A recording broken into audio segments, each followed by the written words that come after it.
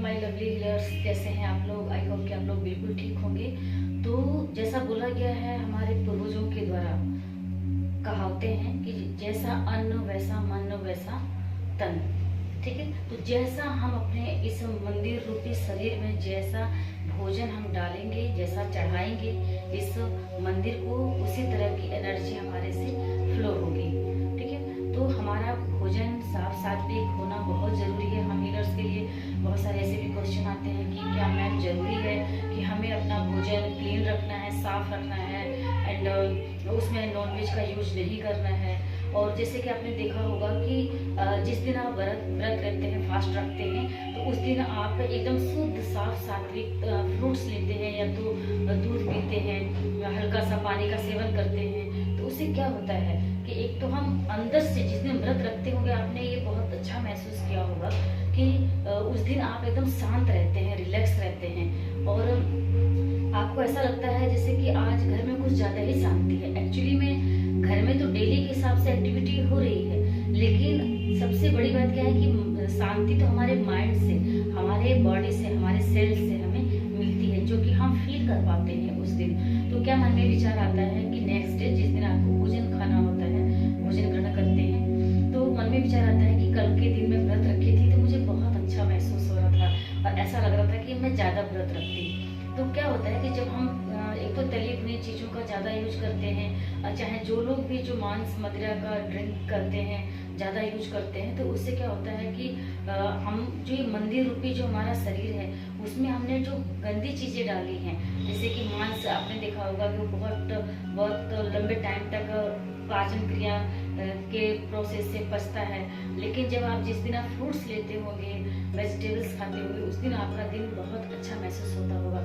तो इसलिए अपने भोजन को साफ सात्विक रखिए, कोशिश करिए कि ताज़ा भोजन खाएं। ऐसा नहीं कि आप मॉर्निंग में बना के रख दिए हैं, दिन भर खा रहे हैं और रात में भी उसी से काम चला रहे हैं। तो उस जो 4 घंटे भोजन बने हुए 4 घंटा हो चुका है, उसके बाद भी अगर आप खा रहे हैं, बार बार बासी खा रहे हैं, तो वो ऊर्जा आपको नहीं मिलेगी। पेट तो आपका भरेगा, ये सत्य बात है, पेट आपका टाइम से भर जाएगा, लेकिन जो आपको ऊर्जा चाहिए, एनर्जी चाहिए, वो चीज़ आपको नहीं मिल पाएगी। उससे आप वंचित हो जाएंगे और आप महसूस करेंगे कि जब आप कंटिन्यू इस प्रोसेस को फॉलो करते हैं कि सुबह बना के रख दिया तो रात तक खा रहे हैं, दोपहर में रख दिया तो मॉर्निंग तक खा रहे हैं, तो आपको ना कहीं हैवी फील होगा।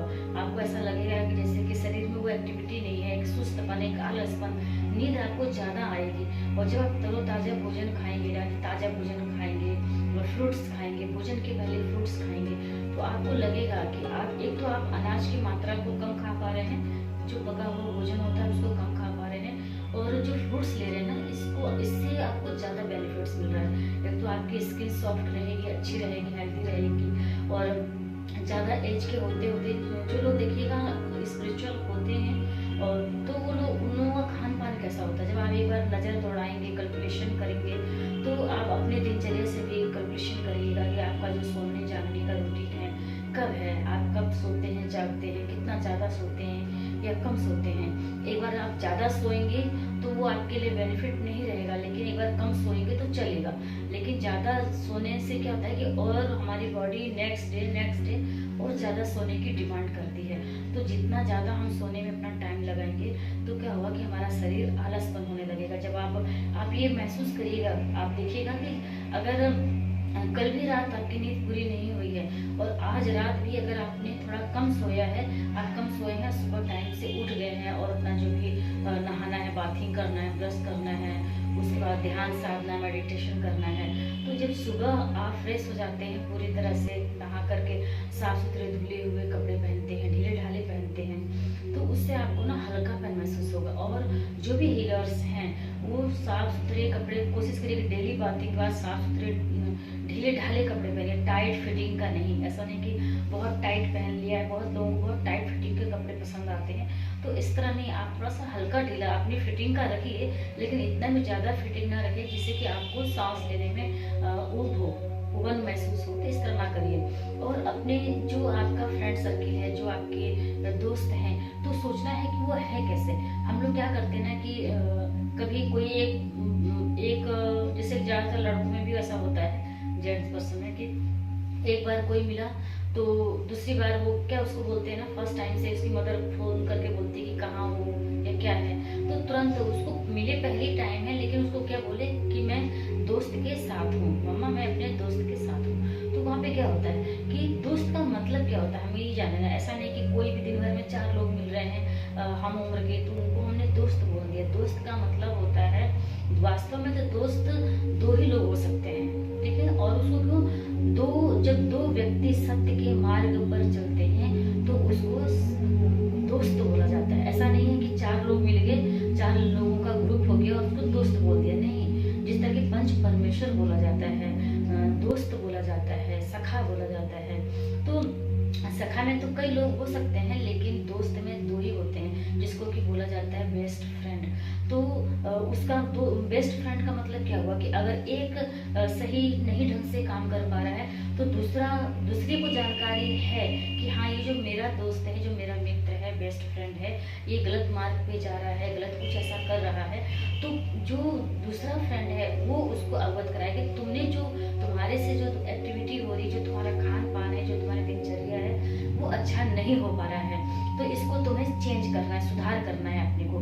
तो उसने उसकी गलती को, चाहे वो जानबूझ करके नहीं उसको समझ पा रहा है या अनजाने में नहीं समझ पा रहा है, लेकिन वो वास्तव में दोस्त है तो वो उसकी गलतियों को बताएगा कि तुम्हें ये चीज अपने अंदर बदलाव लानी है, तुम्हारे अंदर ये बैड हैबिट्स आने लगी है। तो और दूसरी फ्रेंड के अंदर भी आए तो जो पहला फ्रेंड है वो भी उसको बोले, है ना। तब यहाँ पे होती है दोस्ती, क्योंकि यहाँ पे 2 लोग सच्चाई के मार्ग पर चल रहे हैं, सत्य की तरफ चल रहे हैं। तो वहाँ पे एक दूसरे के अंदर जरूर कमियां आएंगी, तो बता देने वाला सबसे बड़ा होता है। ये नहीं सोचना है कि अगर मैं उससे बता दूंगी, चाहे बता दूंगा तो मेरा रिश्ता टूट जाएगा, जो हम दोनों के बीच दोस्ती है वो नहीं रहेगी। ऐसा नहीं है। दोस्ती तो वास्तव में वही मानी जाती है जो एक दूसरे की अच्छाइयों को बता पा रहे हैं, खुल करके एक्सप्लेन कर पा रहे हैं, तो उसकी कमियों को भी खुल करके बताएं। ओके, तो हम जो हीलर्स के रूप में है काम कर रहे हैं, तो इसमें बहुत विचारों से लेकर के, कपड़ों से लेकर के, खान पान से लेकर के हमारे संगति तक की भी सफाई होनी चाहिए। तो इसीलिए आप अपने जब भी हीलिंग करने बैठिए तो अपने फोन को भी लेकर के आप अपने पास बैठिए और उसको हील करिए। तो हील करने से क्या होगा कि उसमें कुछ ऐसे नंबर्स पड़े होंगे जो आपको बेवजह फोन करके आपका टाइम चूसते होंगे। टाइम चूसते होंगे का मतलब ये है कि बेवजह में फालतू की इधर उधर की बातें करके आपका टाइम लेते होंगे।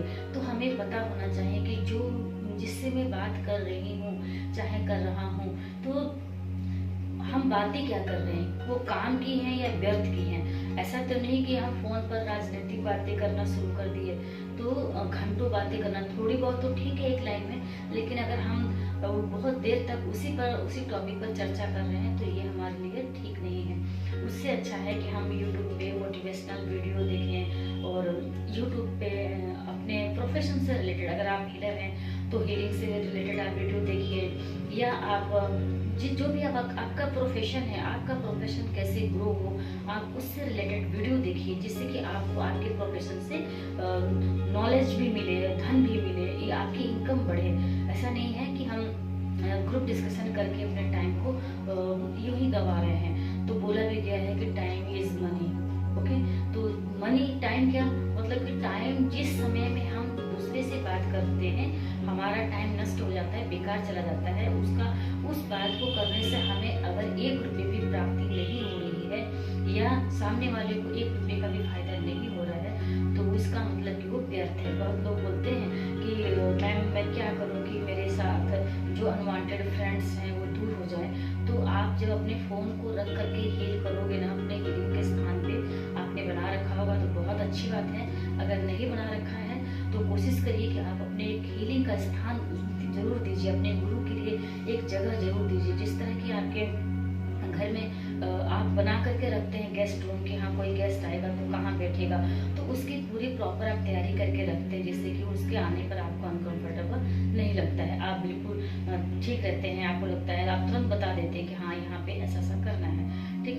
तो उसको क्या होता है कि उसको खुशी होती है, अच्छा महसूस होता है। उसी तरह आपको भी अपना हीलिंग का स्थान एक बना के रखना हो जाएगा। या तो आप पूजा अगर अलग नहीं बना सकते हैं, आपका प्रोफेशन नहीं है हीलिंग का, आप ऐसे हल्का फुल्का अपने फैमिली का हीलिंग करते हैं, या 1-2 क्लाइंट हैं, 10 क्लाइंट्स हैं, तो कोई बात नहीं है, आप पूजा के स्थल पर भी आपका जो हीलिंग का सामान है रख करके हील कर सकते हैं। लेकिन तो अगर ज़्यादा क्लाइंट हैं, आपका सेंटर है, तो आप एक अलग से जरूर हीलिंग का स्थान बनाए, जिससे कि कंटिन्यू वहाँ पे आपकी ध्यान साधना, हीलिंग और मेडिटेशन, ये सब सारी चीज़ें अच्छे से हो पाए। तो जब उस फोन को रख करके हीलिंग के स्थान पर या पूजा स्थल के स्थान पर आप रख करके हील करेंगे ना, तो कुछ टाइम पे आप देखेंगे कि आपके फ़ोन में ऐसी एक्टिविटी हो रही है, कुछ ऐसा चेंज हो रहा है, या तो उस पर्सन का नंबर डिलीट हो जाएगा, या वो धीरे धीरे फ़ोन करना बंद कर देगा, या उसके थॉट में ये चेंज आएगा कि वो मुझसे मुझे बात नहीं करनी है, जब देखो तब मैं ही बात करता हूँ। तो ऐसे नंबर, जो अनवांटेड नंबर्स हैं आपके फ़ोन में, कहीं ना कहीं आपको ब्लॉकेज क्रिएट करते हैं,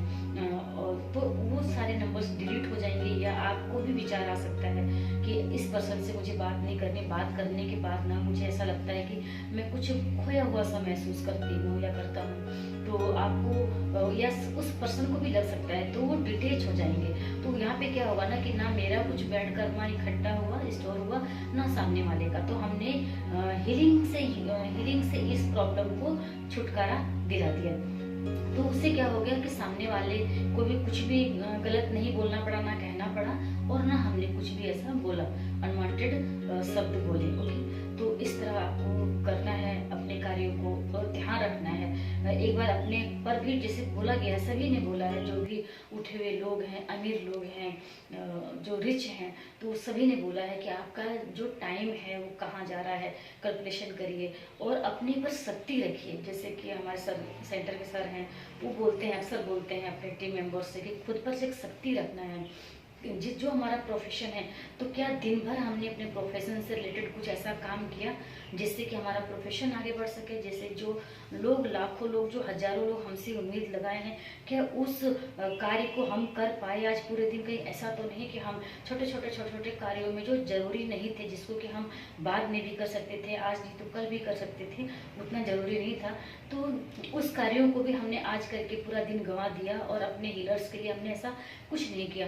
तो आपको कैलकुलेशन करना है कि मेरा टाइम जा कहाँ रहा है, मैंने आज पूरे दिन जो काम किया, वर्क किया, तो क्या मैंने अपने प्रोफेशन से रिलेटेड कुछ किया है या नहीं किया है। कहीं ऐसा तो नहीं कि आज मुझे ऐसा फील हो रहा है कि काम तो मैंने बहुत किया है, लेकिन काम बहुत किया है ये मायने नहीं रखता है। जो मेन आपका काम है, जो मेन प्रोफेशन है, आपने उससे रिलेटेड क्या किया, ये मायने ज़्यादा रखता है। तो इसलिए खुद पर कैलकुलेशन करना है, शक्ति रखनी है। शक्ति रखनी क्या, जैसे मान लीजिए आप ये सोचिए कि अगर आप हीलर हैं, तो आपका एक सेंटर है, आप सेंटर पे अपना काम कर रहे हैं, तो वहाँ पे यूं ही नहीं पड़े रहना है, कुछ ना कुछ जरूरी नहीं है कि कंटिन्यू आपके वहाँ सेंटर पर क्लाइंट्स आते रहें। जिस टाइम आपके पास समय बच रहा है, तो उस टाइम आप ध्यान, मेडिटेशन, साधना में यूज करिए। आप स्कैनिंग पावर को बढ़ाइए, कैसे स्कैन किए जाते हैं, इससे रिलेटेड आप वीडियो देखिए। आप कहीं कुछ आपको लगता है कि मेरा ये वीक पॉइंट है, तो उसको लिख करके, जो बहुत सारे ऐसे मेथड्स बताए जाते हैं हमारे थ्रू, सर के थ्रू, तो उससे क्या होता है कि जो हमारे अंदर कमियां होती हैं, कुछ अभाव की फीलिंग होती है, कहीं कुछ क्लियर नहीं होता है, तो उन सारी चीज़ों को जब हम पहले से लिख करके रखे रहेंगे कि हाँ, इन सभी चीज़ों को मुझे काम, इन सभी पर मुझे काम करना है, अपने ऊपर खुद पर मुझे काम करना है, शक्ति रखनी है, तो वो लाइन हमारे सामने, वो पेज, वो डायरी खुल करके आएगी, और हम खोलेंगे। जैसे डेली रूटीन में हम चेक करते हैं ना कि आज का वर्क क्या है, अच्छा जरा चेक करते हैं, तो जब हम पहले से नोट करके जब रखेंगे तभी तो हम उसको चेक कर पाएंगे। तो हम कैलकुलेशन करेंगे कि कहाँ हमारा टाइम जा रहा है, या कहाँ हम उस टाइम का यूज कर पा रहे हैं कि नहीं कर पा रहे हैं। जैसे कि हमारे हीलर्स के ऐसे मैसेज भी आते रहते हैं कि मैम, कई बार क्या होता है ना कि मेरे पास हीलिंग के क्लाइंट नहीं होते हैं, तो मैं क्या करती हूँ, फिजूल के वीडियो देखती हूँ, या अपना टाइम में इधर उधर गंवा देती हूँ। तो ऐसा ना करूँ, इसके लिए मेरे को ऐसा मेथड बताते रहिए। तो ऐसे जो हीलर्स कनेक्ट हैं, तो उनको बताया जाता है। तो आप भी कनेक्ट हैं हमारे व्हाट्सएप पे, जो नहीं है आप कनेक्ट करिए। जो यूट्यूब वीडियो के थ्रू हमारे नंबर्स जाते हैं, आप उसको कनेक्ट करके उस पर मैसेज डालिए कि आपको और हीलिंग से रिलेटेड क्या चाहिए, किस चीज़ पर आपकी क्वेरी है, क्या चाहते हैं आप अपने लाइफ में और ज़्यादा ग्रो करना। कई बार क्या होता है कि हमें सिंबल्स क्लियर नहीं है, तो उसको उस टाइम पे आप ड्रॉ करके क्लियर कर सकते हैं जिस टाइम पे आपके सेंटर पे कोई क्लाइंट नहीं है, ना उस समय ट्रेनिंग है, ना आपका कुछ भी क्लाइंट से रिलेटेड कोई काम नहीं, तो उस टाइम आप ये इन सब चीज़ों को काम करिए। कोई थॉट आ रहा है तो उसको एक डायरी में लिखना शुरू करिए कि आपके अंदर जो थॉट आ रहा है तो वो थॉट है कैसा। तो उस थॉट को एक टॉपिक, एक नाम दीजिए, और नाम लिखने के बाद में आप उससे रिलेटेड, उस टॉपिक से रिलेटेड उन थॉट्स को लिखते जाइए। इससे क्या होगा ना कि जितना हम लिखेंगे तो उससे हमें क्लियरिटी आएगी, क्लियर होगा हमारा कॉन्सेप्ट। इसीलिए बोला भी गया, आपने देखा होगा बहुत स्कूलों में, जैसे कि हम लोग जब पढ़ते थे तो मेरे को अच्छे से याद है, अगर कोई बच्चा लेट से आता था, ठीक है, या उसको कोई चीज़ याद नहीं होती थी, हम लोगों को याद नहीं होती थी, तो हमारे गुरुजी क्या बोलते थे कि पहले इसको ना आप 50 बार लिखो एक पेज पर, जितना लिख सकते इसको काउंटिंग में 50 बार आपको लिखना है। तो सचमुच मिरेकल परिणाम मिलता था कि वो फिर हम लाइफ टाइम तक उस चीज़ को भूल नहीं सकते हैं कि हाँ गुरुजी ने इस चीज़ के लिए हमें 50 बार लिखवाया था। तो इसीलिए बोला गया कि आप लिखिए, लिखने से क्या होगा कि आपको क्लियर होगी वो सारी चीज़ें। और बोलने का, जैसे बहुत लोग बोलते हैं ना कि मैं अपनी चीज़ों को क्लियर नहीं कर पाती हूँ, कि मैं अपने क्लाइंट से कैसे क्लियर करूँ, तो आप छोटे छोटे क्लिप में वीडियो बनाइए, चाहे ऑडियो बनाइए, और बना करके खुद सुनिए, खुद समझिए पहले। और आपको अच्छा लगता है तो आप अपने फैमिली मेम्बर्स से हेल्प लीजिए, बोलिए कि मैं आपको व्हाट्सएप पे भेजी हूँ, आप सुन करके मुझे बताना कि कहाँ पे क्या सुधार करना है। इससे क्या होगा कि हमारा जो थ्रोट चक्र है, जितना हम बोलेंगे, बोल करके एक्सप्रेस करेंगे अपने विचारों को, अपने थॉट्स को, तो उतनी ज़्यादा क्लियरिटी आएगी और हमारी वॉइस भी बहुत अच्छी होगी। जब हम जिन जिन चीज़ों का यूज करेंगे वो सारी चीज़ें हमारी बढ़ेंगी, उसमें बढ़ोतरी होगी। तो अगर आपको अच्छे से रिप्लाई देना है, जो भी हीलर्स हैं जैसे बोलते हैं, पूछते हैं, तो बता रही हूँ कि आप कोशिश करिए कि आप उनको रिप्लाई देना शुरू करिए वॉइस रिकॉर्डिंग में। बहुत लोग क्या करते हैं कि टाइप करके मैटर डाल देते हैं, तो उन्होंने भी टाइप करके उनको आंसर दे दिया, रिप्लाई दे दिया।